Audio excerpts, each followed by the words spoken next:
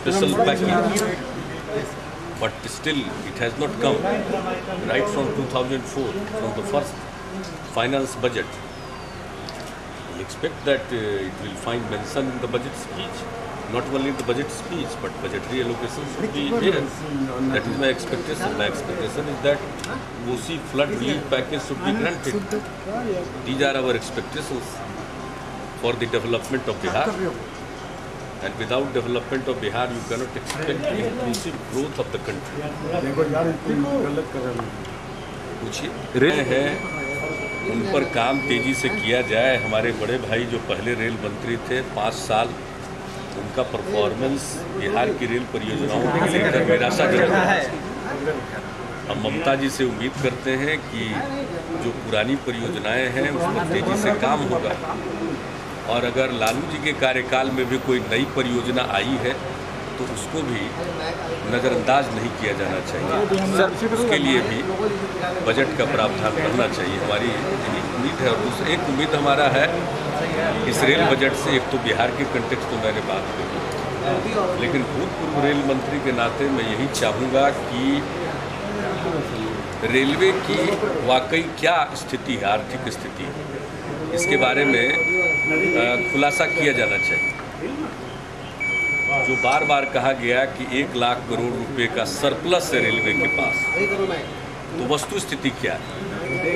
अगर 1 लाख करोड़ रुपए का सरप्लस है रेलवे के पास, जैसा कि पूर्व रेल मंत्री कहते रहे बराबर, तो वैसी स्थिति में रेल की कोई परियोजना लंबित नहीं रहनी चाहिए। तो वस्तु स्थिति क्या है? वाकई रेलवे का मुनाफा कितना और रेलवे के पास इन्वेस्ट करने लायक सरप्लस कितना था, इसके बारे में लोग जानकारी प्राप्त करने को इच्छुक। हम ये उम्मीद करते हैं कि नए रेल मंत्री को अपने पहले बजट में इस बात को स्पष्ट करना चाहिए, क्योंकि ऐसा स्पष्ट करने से उन्हीं का राह आसान होगा, वरना ये भ्रम बनाए रखा जाएगा कि इतना प्रॉफिट था। इसके बारे में एक स्पष्टता हो जानी चाहिए। यानी पूर्व रेल मंत्री ने जो कुछ क्लेम किया जैसे वास्तविकता से दूर लगता है। क्या है ये बता दें, क्योंकि पहले के रेल मंत्री ने जो कुछ भी कहा वो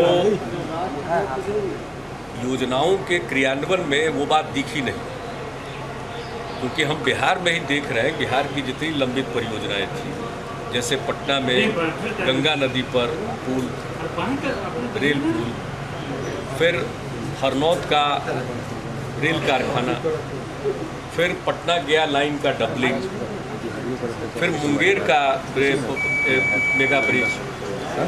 3 जो मेगा ब्रिज हैं 4 में वो बिहार में थे, पटना में, मुंगेर में और कोसी का निर्मली में।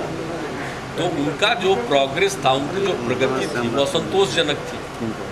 अन्य रेल परियोजनाओं की प्रगति भी असंतोषजनक रही, और जो पहले की रेल परियोजनाएं ली गई उस पर कोई खास काम नहीं हुआ।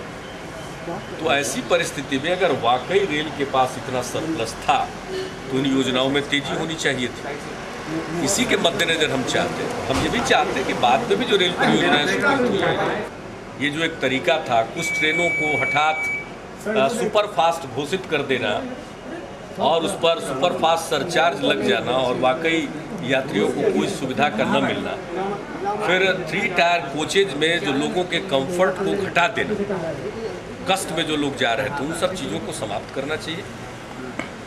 और वाकई एक आम आदमी पान सेवा में सुधार लाना चाहिए, सफाई में, स्वच्छता में पर ध्यान दिया जाना चाहिए। सिर्फ एक्सपेक्टेशन आम रेल यात्रियों का। और दूसरी बात है कि आम बजट में माल भाड़े को नहीं बढ़ाया जाता रहा, लेकिन बजट के बाद दूसरे तरह से वो जो माल भाड़ा है उसको भी बढ़ाया गया है। तो एक विचित्र ढंग का काम होता रहा है पिछले 5 वर्षों। तो दिखा रहे थे उसकी जांच नहीं हुई।